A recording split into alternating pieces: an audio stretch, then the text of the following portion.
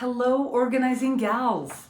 So, step one in week one is buy yourself flowers. The other day I was at the store and I was just thinking, oh, I really want to buy those flowers. And I looked at the price tag and I just thought, I have no reason to buy flowers. So I didn't. But I was talking to a friend and I was realizing, buying flowers, it's not going to break the bank. And it's about self-care. And I want to tell you a little story my friend told me. She said there was once a girl named Sarah, and her friend Mary brought her some flowers like these. And Sarah was kind of overwhelmed and a stressed out phase of her life.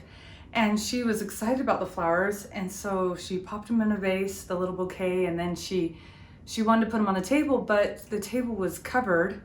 And so she thought, well, maybe I should clear off the table. And so she cleared off the table. She got out a little tablecloth. She put the flowers there and it looked so nice that she decided, the counter's a little messy and it doesn't look as nice. So I'll actually clear off the counter as well.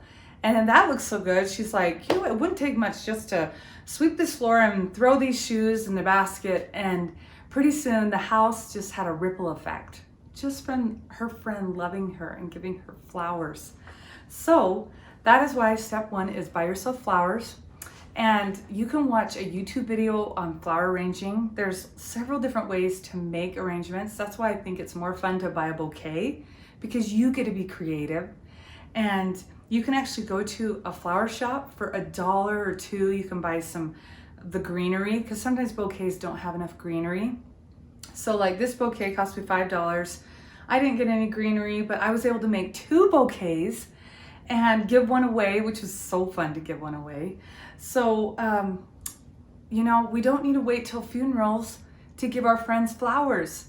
We should do it now. We should give ourselves flowers, and we should, just see the ripple effect that can happen, because tomorrow, later this week, you're going to be organizing your bathroom.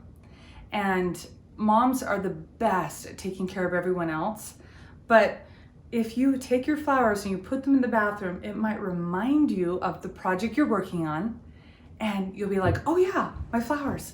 I am decluttering and organizing my bathroom. So these flowers are key, and they are going to be a powerful tool in your organization journey. Okay, this is Crystal Meldrum with OrganizeYourJoy.com.